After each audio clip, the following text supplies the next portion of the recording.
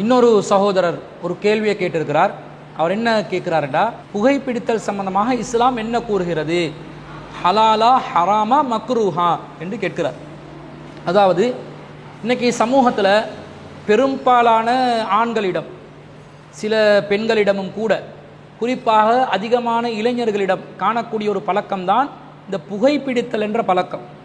இந்த புகைப்பிடித்தல் என்பது இன்று சர்வசாதாரணமாக சமூகத்தில் வயது வந்தவர்கள் முதற்கொண்டு பாடசாலை மாணவர்கள் வரைக்கும் சர்வசாதாரணமாக இடம்பெற்றிருப்பதை பார்க்கிறோம். இப்போ இது மார்க்கத்தில் தடை செய்யப்பட்ட ஹராமான ஒரு விஷயமாக கருதாத அளவுக்கு பகிரங்கமாக பல முஸ்லிம்கள், ஐவேளை தொழுகையை தொழக்கூடிய முஸ்லிம்கள் கூட புகைப்பிடித்தலை சர்வசாதாரணமாக செய்து கொண்டிருப்பதை நாங்கள் சமூகத்தில் பார்க்கிறோம். இந்த நாகரிகமான சமூகத்தில் இப்படி புகைப்பிடித்து கொண்டு வாழ்ந்தால்தான் அது ஒரு முதுகெலும்புள்ள ஒரு இளைஞராக இருப்பார், அவர்தான் வீரமிக்க ஒரு இளைஞர் என்பதை காட்டுற மாதிரி ஒரு தோற்றத்தை இந்த புகை சம்பந்தப்பட்ட, சிகரெட் சம்பந்தப்பட்ட கம்பெனிகள் உருவாக்கி வச்சிருக்கிறாங்க. அதனால் இந்த தவறான நச்சு கருத்து, இந்த தவறான பழக்கம் சமூகத்தில் ஊடுருவிருப்பதை பார்க்கிறோம். அது முஸ்லிம் சமூகத்திலேயும் பெரும்பாலானவர்கள் மத்தியிலே ஊடுருவிருப்பதை நாங்கள் பார்க்கிறோம். அன்பிற்குரியவர்களே, இந்த இஸ்லாமிய மார்க்கத்தில் இப்படிப்பட்ட இந்த புகைப்பிடித்தலை போன்ற காரியங்களை செய்வதற்கு நமக்கு அனுமதி இருக்கிறதா என்பதை நாம் பார்க்க வேண்டும். முதலாவது, இஸ்லாத்துடைய ஒரு பொதுவான அடிப்படை, இஸ்லாம் ஹராமாக்குகின்ற நேரத்தில், இஸ்லாம் உணவுகளை ஹராமாக்குகின்ற நேரத்தில் 2 விதமான நிலைகளில் இஸ்லாம் ஹராமாக்கும். முதலாவது, நேரடியாக அந்த குறிப்பிட்ட உணவை சொல்லி இந்த உணவு ஹராம் என்று இஸ்லாம் சொல்லும். அதற்கு மாற்றமாக பொதுவான ஒரு விதியை ஏற்படுத்தி இந்த தன்மைகளை கொண்ட நிலையில் இருந்தால் அந்த தன்மை கொண்ட எல்லா பொருட்களும் ஹராம் தான் என்று ஒரு பொது விதியை சொல்லும். இப்படி 2 விதமான நிலைகளில் ஹராத்தை ஏற்படுத்தும். நேரடியாக தடை செய்யும், அல்லது பொதுவாக ஒரு தன்மையை சொல்லி இந்த தன்மைக்கு உட்பட்ட அனைத்தும் ஹராம் என்று சொல்லும். இந்த சிகரெட், புகைப்பிடித்தல், பீடி, சுருட்டு போன்ற இந்த புகை சம்பந்தப்பட்ட, புகை இலை சம்பந்தப்பட்ட பயன்பாடுகள் இஸ்லாம் எந்த அடிப்படையில் தடை செய்கிறது என்று சொன்னால், ஒரு மனிதனுடைய உடலுக்கு கேடு விளைவிக்கக்கூடிய, தீங்கு விளைவிக்கக்கூடிய, அவனுடைய உடல், அறிவு, ஆரோக்கியம் அனைத்தையும் முடக்கக்கூடிய விதத்தில், முறியடிக்கக்கூடிய விதத்தில் அமைக்கக்கூடிய எந்த ஒரு விஷயமாக இருந்தாலும் இஸ்லாம் பொதுவாகவே தடை செய்திருக்கிறது. பேர் குறிப்பிடாமலேயே பொதுவாகவே தடை செய்திருக்கிறது. அல் குர்ஆன்ல 2வது அத்தியாயத்தில் 195வது வசனத்தில் அல்லாஹ் சொல்கிறான், வலா துல்கு பி ஐதீக்கும் இல தஹ்லுகா, உங்களுடைய கரங்களை அழிவின் பால் நீட்டாதீர்கள், வா அஹ்சினு, நல்லதை செய்யுங்கள், இன்னல்லாஹ் யுஹிப்புல் முஹ்சினீன், அல்லாஹ் நல்லதை செய்பவர்களை விரும்புகிறான் என்று அல்லாஹ் சொல்கிறான். என்ன சொல்றான் அல்லாஹ்? நம்முடைய கரங்களை நாசத்தின் பால் நீட்டக்கூடாது, அநியாயத்தின் பால் நீட்டக்கூடாது, கேடுகெட்டவைகளின் பால் நீட்டக்கூடாது, அழிவின் பால் நீட்டக்கூடாது, நாங்களே எங்களுக்கு கேடு விளைவிக்கக்கூடியவைகளை செய்யக்கூடியதற்காக நம்முடைய கரங்களை நீட்டக்கூடாது என்று அல்லாஹ் சொல்வதை பார்க்கிறோம். இதே போன்ற 4வது அத்தியாயத்தில் 29வது வசனத்தில் அல்லாஹ் தஆலா சொல்லுகின்ற நேரத்தில், வலா தக்துலு அன்ஃபுஸகும், உங்களை நீங்கள் கொலை செய்து கொள்ளாதீர்கள், இன்னல்லாஹ கான பிக்கும் ரஹீமா, அல்லாஹ் உங்கள் விஷயத்திலே நிகரற்ற அன்புடையவனாக இருக்கிறான் என்று அல்லாஹ் சொல்கிறான். அப்ப எங்களையே கொலை செய்த அளவுக்கு தற்கொலை செய்வதை இந்த வசனம் தடை செய்கிறது, தடுக்கிறது. அதே போன்று தற்கொலை அல்லாத விதத்தில், வேறு விதமாக எங்களை அழிச்சி நாசமாக்கக்கூடிய விதத்தில் எது வந்தாலும் இஸ்லாமிய மார்க்கம் அதை தடை செய்திருப்பதை இந்த வசனத்திலிருந்து பார்க்கிறோம். இப்ப இந்த புகைப்பிடித்தல், சிகரெட் பயன்பாடு, புகையிலை சம்பந்தப்பட்டவைகள் மார்க்கத்தில் நமக்கு தடையா இல்லையா என்பதை அறிவதற்கு இந்த புகையிலை சம்பந்தப்பட்ட பயன்பாட்டில் இருக்கக்கூடிய பழக்க வழக்கங்கள், புகையிலை சம்பந்தப்பட்ட பொருட்கள் எந்த மாதிரி தன்மையை கொண்டது என்பதை நாங்கள் புரிந்து கொள்ள வேண்டும். முதலாவது, இந்த சிகரெட் என்ற வடிவம் மட்டுமல்ல, புகையிலை என்பது வெற்றிலையோடு பாக்கை சேர்த்து, புகையிலையும் சேர்த்து பயன்படுத்தக்கூடிய, அதை மெல்லக்கூடிய ஒரு பழக்கம் சமூகத்தில் இருக்கிறது. அதே மாதிரி வெறுமனே புகையிலையை மட்டும் வாயில வைத்து கொண்டு அதை மெல்லக்கூடிய ஒரு நிலையும் பார்க்கிறோம். அதே போன்று பான் பராக் போன்ற பாக்குகளுடன் புகையிலையை கலந்து அதை உண்ணக்கூடிய, அதை மெல்லக்கூடிய ஒரு பழக்கத்தை, உட்கொள்ளக்கூடிய ஒரு பழக்கத்தையும் சமூகத்தில் பார்க்கிறோம். அது அல்லாமல் அந்த புகையிலையை ஒரு விதமான வடிவத்தில் வச்சு அதை சுற்றி அதில் அதை பற்ற வச்சு அதில் புகையை வெளிப்படுத்தி அந்த புகையை உறிஞ்சிக் கொள்வதன் ஊடாக அது பீடியாகவோ சிகரெட்டாகவோ சுருட்டாகவோ அல்லது வேறு ஏதாவது ஒரு பொருளாகவோ அதனுடைய புகையை உட்கொள்ளக்கூடிய விதத்தில் இந்த வடிவத்தில் பயன்படுத்தக்கூடியதும் இருக்கிறது. எல்லாத்துக்கும் பேசிக்ல எது நிற்குதுன்னா புகையிலை இருக்கிறது. இந்த புகையிலை என்பது மனிதனுக்கு நன்மை தரக்கூடியதா இல்லையா என்பதைத்தான் நாங்கள் ஆய்வு செய்து பார்க்க வேண்டும்.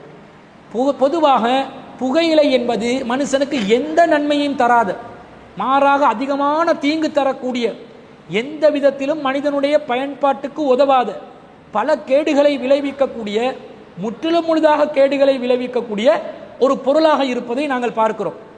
எந்த அளவுக்கு என்று சொன்னால், இந்த புகைத்தல் என்பதை செய்வதனால், புகையிலை பயன்பாட்டினால் எந்த அளவுக்கு தீங்கு ஏற்படுது என்று சொன்னால், உடலுக்கு கடும் தீங்கு ஏற்படுகிறது. உலக சுகாதார நிறுவனம் குறிப்பிடுகின்ற அறிக்கையின் பிரகாரம், அவர்கள் மருத்துவ ரீதியாக செய்த ஆய்வு ரீதியாக மேற்கொண்ட ஒரு அறிக்கையின் பிரகாரம், இந்த புற்றுநோய் ஏற்படுவதற்கு அடிப்படையான காரணமே இந்த புகையிலை தான், புகைத்தல் தான் என்று சொல்கிறார்கள். புற்றுநோய் என்பது பல விதங்களில் வரலாம். ஒரு மனிதனுக்கு பரம்பரையாக புற்றுநோய் வரலாம், அல்லது வேறு வேறு காரணிகளால் புற்றுநோய் வரலாம். ஆனால் குறிப்பாக நுரையீரல் புற்றுநோய் என்பது 22% எதனால் ஏற்படுகிறது?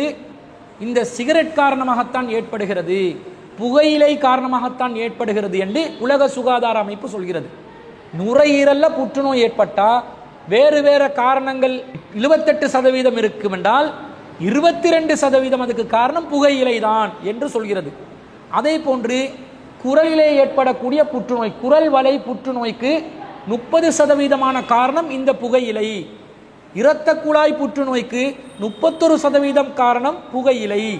உணவு குழாயில் புற்றுநோய் வருகிறது என்றால், உணவு குழாய், சுவாச குழாய் வேறையாகவும் தனியாகவும் உணவு குழாய் தனியாகவும் இருக்கிறது. உணவு குழாயிலும் தொண்டையில் ஏற்படக்கூடிய புற்றுநோய் இருக்கிறது என்றால் அதுக்கு 34% காரணம் இந்த புகையிலை தான். வயிற்று புற்றுநோய் ஏற்படுகிறது, அதுக்கு 35% காரணம் இந்த புகையிலை தான்.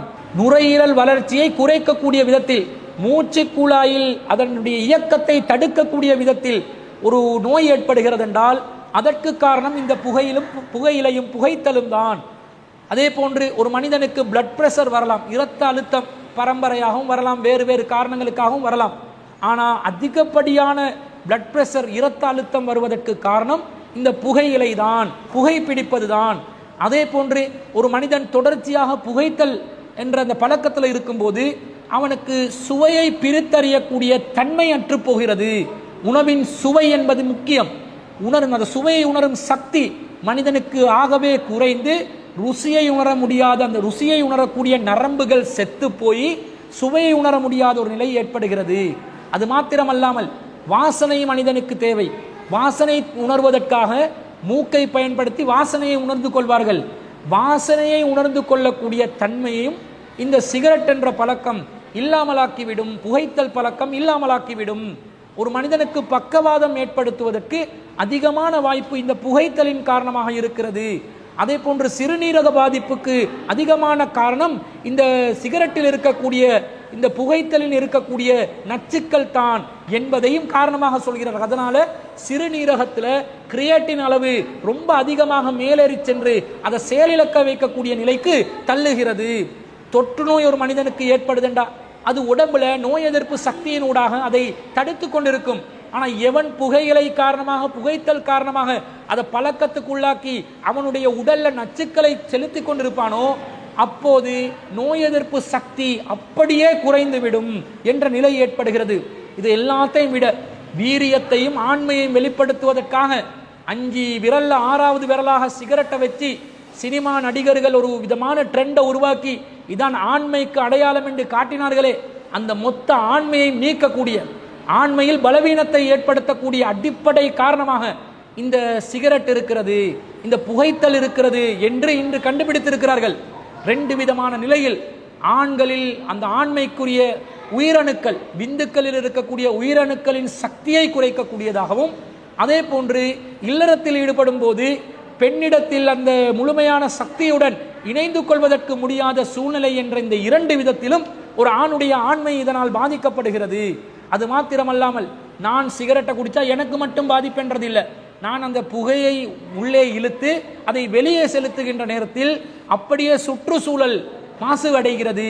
குறிப்பாக பக்கத்தில் இருக்கும் ஒருவர் அந்த புகையை அவர் நுகர்ந்தால், அவர் உட்கொண்டால், அவர் சிகரெட் குடித்தவரை போன்று பாதிப்புக்குள்ளாகுவார். இது செகண்ட் ஹேண்ட் ஸ்மோக் என்றுவாங்க.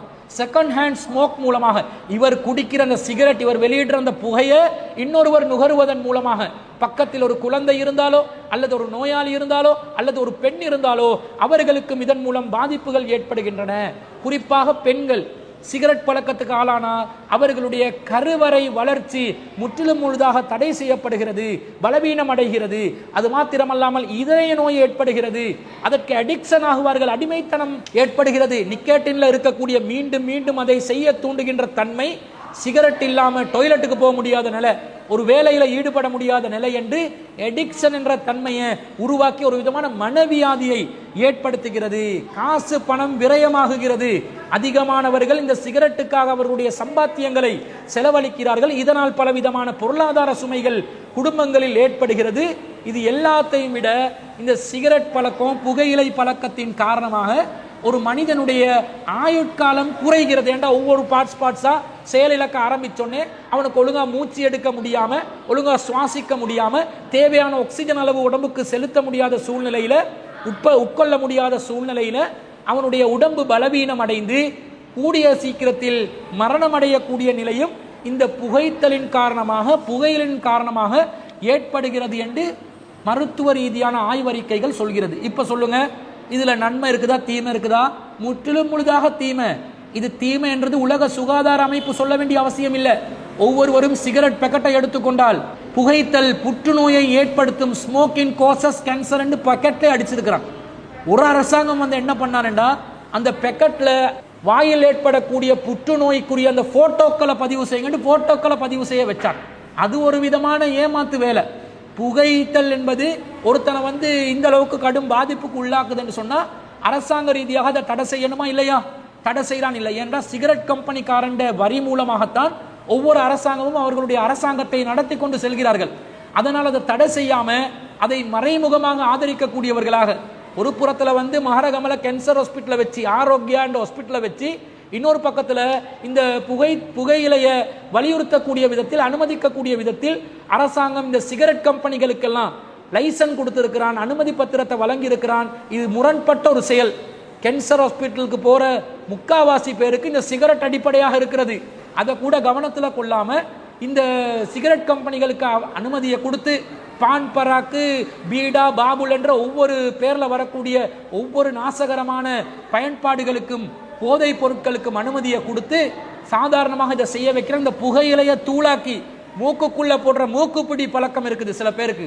அதுவும் நேரடியாக புகையிலைய மூக்குக்குள்ள போட்டு இழுத்து அவங்களுக்கு இந்த புற்றுநோயை ஏற்படுத்திக் கொள்வதற்கான ஒரு வாய்ப்பாக இருப்பதனால் இந்த புகையிலையுடன் சம்பந்தப்பட்ட பீடியாக இருக்கலாம், சிகரெட்டாக இருக்கலாம், சுருட்டாக இருக்கலாம், பான் பராக்காக இருக்கலாம், வெத்திலையோட புகையிலையை பயன்படுத்துறதாக இருக்கலாம், அல்லது இந்த புகையிலையை தூளாக்கி மூக்குப்பிடியாக அதை மூக்குக்குள்ளே செலுத்திக் கொள்வதாக இருக்கலாம்.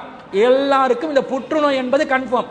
ஒரு விதத்தில் இல்லாட்டி இன்னொரு விதத்தில் அந்த நோய் ஏற்படும், அல்லது வேறு விதத்தில் உடல் ரீதியான பலவீனம் ஏற்பட்டு தங்களுடைய கரங்களாலே அழித்துக் கொள்ளக்கூடிய நாசகரமான ஒரு காரியம் அதன் மூலம் செய்து கொள்கிறார்கள். எனவே ஒருவருக்கு கேடு விளைவிப்பது ஹராம் என்று இஸ்லாம் சொல்வதனால அதிக அளவில் ஒரு மனிதனுக்கு கேடு விளைவிக்கக்கூடிய ஒரு விஷயமாக இருந்தால் இந்த சிகரெட், பீடா, சுருட்டு, பான் பராக்கு, மூக்குப்பிடி போன்றவைகள் தான் இருக்கிறது என்பதனால் அது முற்றிலும் முழுதிலும் ஹராம் என்பதில் எல்முனை அளவும் சந்தேகம் இல்லை. அது மக்ரூ, வெறுக்கப்பட்டதா, மக்ரூன்னு கிடையாது.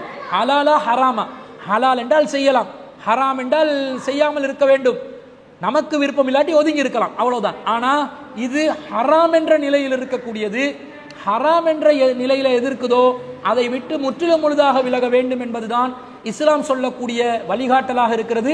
எனவே இளைஞர்கள் உங்களுடைய ஆண்மையை பாதுகாத்துக் கொள்வதற்கு, உங்களுடைய ஆரோக்கியத்தை பாதுகாத்துக் கொள்வதற்கு, உங்களுடைய ஆயுளை பாதுகாத்துக் கொள்வதற்கு இந்த நாசகரமான செயலில் நீங்கள் ஈடுபடாமல் நீங்கள் உங்களை காத்துக் கொள்ளுங்கள், உங்களுடைய உடம்பை பாதுகாத்துக் கொள்ளுங்கள், நல்ல சாப்பிடுங்க, ஆரோக்கியமான உணவுகளை சாப்பிடுங்க, உங்களுடைய ஆண்மையை வெளிப்படுத்துவதற்காக வேண்டி தேவையான உடல் பயிற்சிகளை நீங்கள் மேற்கொள்ளுங்கள்.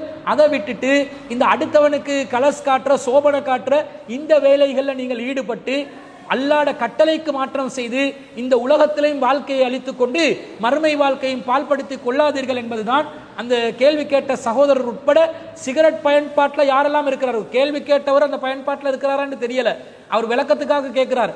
ஆனா இந்த பழக்கத்தில் யாரெல்லாம் இருக்கிறாங்களோ இவற்றை விட்டு முற்றிலும் முழுதாக விலகிக் கொள்ள வேண்டும் என்பதுதான் இஸ்லாம் சொல்லக்கூடிய தீர்வாக இருக்கிறது என்பதை கூறிக்கொண்டு இந்த வாரத்திற்கான சிடிஜையின் உங்கள் கேள்வி நேரம் நிகழ்ச்சியை நாங்கள் இத்துடன் நிறைவு செய்து கொள்கிறோம். வஆஹிரு தஅவானா அனில் ஹம்துலில்லாஹி ரப்பில் ஆலமீன்.